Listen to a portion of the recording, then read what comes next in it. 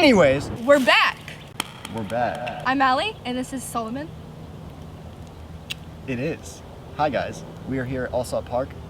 We just kind of wanted to collaborate on a video together, and the topic of today's video is the constant pressure of constantly performing or overperforming, state where it gets unhealthy.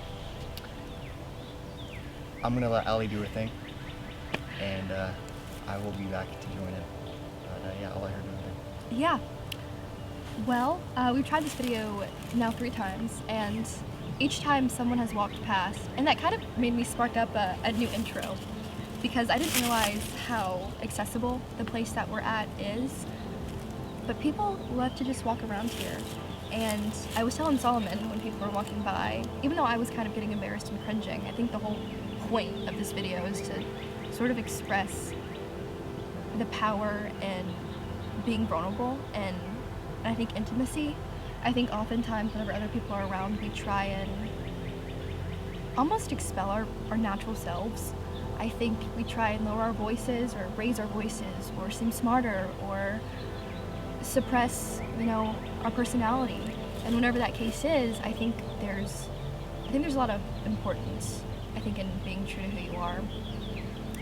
I remember when I first got into high school, I didn't think that I was going to do theater or debate, and I was kind of scared to do all those things. And then I tried out for a show, was the only freshman at the time to get in, ended up kind of being my breakthrough in theater, and then I had a lot of success after that. But I kind of had to realize that I shouldn't care or shouldn't feel responsible for how other people perceive me. And I think after realizing that, I became a lot more self-assured and confident as a person. And I think that's what I try and get Solomon to see sometimes. Yeah, it's a little bit hard considering I'm a bit younger, haven't had as many experiences, but I've had social awkwardness and kind of suppressing my my own personality at times, especially like at school, or I don't know, even like in a workplace environment or something like that. It's constantly hard trying to be yourself, and we as people, if we were more afraid, or if we were less afraid to be ourselves or be who we truly are and just kind of show our true personality. And obviously we won't have the same personality with every single person, of course every other person can make you feel a type of way, but to be able to just kind of stay true to yourself and keep yourself in check, and to be able to love everyone efficiently and love them with their personality and who they are, I think that's the greatest thing that we can do. Of course, going back on experiences, I've had like track meets and where I've been like socially awkward at the line starting. I was about to go into a race and trying to talk to people and trying to make myself feel a little bit better before this race, because I knew I was about to get absolutely destroyed and rolled. But you just need to like stay true to yourself and try to just be yourself, man. Yeah. Well, how do you think photography for you and videography kind of allows you to be less afraid of how people perceive you? Or do you think that you overperform for the camera? I think personally, when I do photography, it's through my lens, and literally it is through my lens. I'm showing people how I perceive the world through my own camera and through my own lens, and I don't believe it is overperforming. Of course, there's times where I try a little bit harder than I usually do, or try with one person or not as another. And of course, like I like sports photography, I like nature photography, I like all that stuff, but I try to stay true to myself in the camera and be able to show you guys and show the world just how I view it. And sometimes you can overperform for the camera, for the other people, It's not necessarily an unhealthy thing, it just depends on how you go about it. That's funny, because he brought up a good point. So whenever he's, editing or in the editing process, he often will cut down, scenes that, or just like clips where he isn't maybe making a point that he thinks is important, or where there's just silence or air or tension. And I think it's funny, only because I've tried more and more to get rid of that. I try to be a little bit more fluid, because I remember a time where I would try and think of what to say, or didn't think that what I was saying was important, so I would cut that and try and restart. But I think that that kind of also goes into the power and importance of both under and overperforming.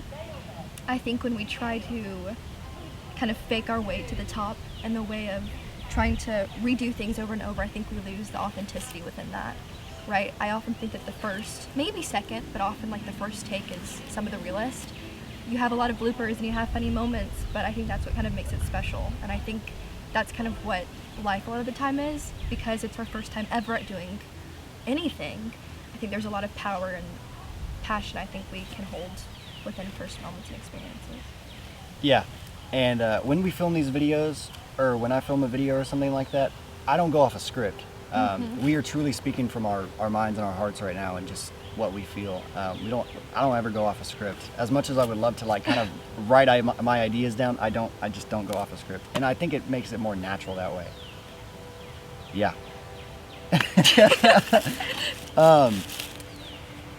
Now, I honestly have struggled for years, especially in sports, but it can be in a lot of different things, like theater for her, or maybe choir for another person, or something like that. But for me personally, my freshman year of track, last year actually, I constantly had this fear and this guilt of underperforming. I finished my season off with a 5-minute and 33-second mile. Now, if you know track and field, you know that's not really, really good. For a freshman, it's like, but hopefully sub 5 soon. Somebody's calling me. Anyways, sub 5 isn't too great, but during that season, I constantly put this pressure on myself, and was constantly putting on myself, and I was like, Solomon, you're underperforming, you're not pushing yourself hard enough. And every time that I pushed myself not hard enough, I over pushed myself and got injured for a week and a half, and I couldn't run. I didn't run at conference. I didn't run the mile at conference, so I couldn't make it. And it sucked. Literally, it was one of the lowest mental points I've ever had in my entire life. It sucked. It absolutely was horrible. And I just think that if we are able to recognize that we are putting too much pressure on ourselves, or too little, because sometimes you need to pressure yourself just a little bit, just to show that you can even do what you're willing to do. At the end of the day, it's you versus you, not you versus anyone else. It's your mind versus your mind, and what you choose to do with it is your own. You only have one life, and you only have one shot. So the best you can do is try your hardest. But yeah, constantly trying to perform for others. Not even for others, try to perform for yourself. In track, in anything that you do. For me personally, it's been things like track and field, and even even photography and videography and stuff like that. It's just, yeah. But let's see what she has to say. Let's see what she has to say. I think he brings up a really, really good point. He kind of brought up his overperformance and kind of how he deals with that and realizes that he is maybe overperforming. But I think it's really interesting, because I have a really, really bad habit of purposefully underperforming. I had a really, really bad academic year last year. I had this really bad fear of being ordinary or mediocre at anything. But I also fear that if I try my hardest, that I won't be extraordinary. So I purposefully will underperform, so that at least I know that I'm not trying my best, and if I meet below the bar, then I'll never know.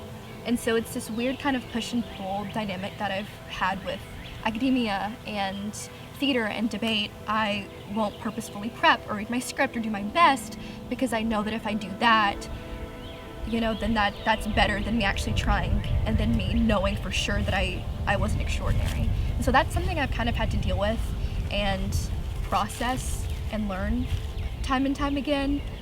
I remember I got a C in English, which is funny to me because it's not really who I am at all.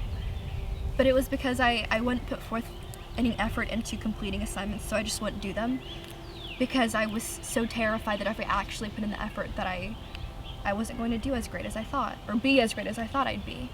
And so that, I think, is something that's so vital. It's understanding that we're all at a place where we can learn and be better, but the only way that we can figure that out is by actually being authentic and true to ourselves. So underperforming, I think, is almost as worse, or even more worse than overperforming. Just kind of finding that balance of how to be true and stay genuine to yourself and allow yourself to make mistakes without feeling like you have to condemn yourself as well. Yeah. That's it for now. I appreciate y'all tuning in. Yeah! But I'll see you on the next one. Hopefully I got a couple more collaborations coming soon. Probably more with her. Probably. I got one with my sister soon, I think. But yeah, y'all have a good day. See Love you y'all. later. Bye.